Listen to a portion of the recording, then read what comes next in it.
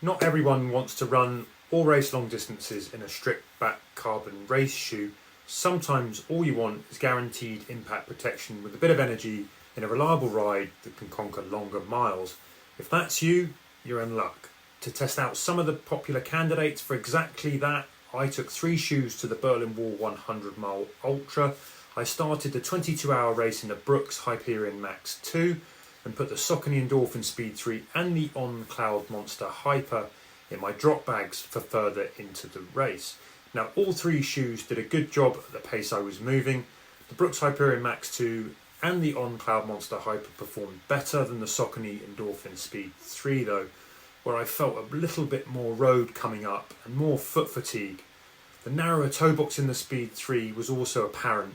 The Brooks Hyperion Max 2 surprised me the most of all the shoes. The light, really roomy toe box was excellent, but it also delivered control underfoot with reliable landings and smooth transitions, plus extra help from the more energetic midsole, which adds efficiency without being aggressive. Then moving on to the Cloudmonster Hyper, well, this shoe proved to be an excellent long hauler with a good balance of cushion that's not too sinky and not too sludgy. There's really good disappearing comfort and plenty of room in the toe box, which is very friendly for the long haul runs. For ultras, you really want a shoe that's not too heavy and cumbersome. You want something that's going to cradle your feet, take the edge off the road, spare the legs a little, but deliver a smooth, reliable, consistent and stable ride. The Cloudmonster Hyper delivers exactly that.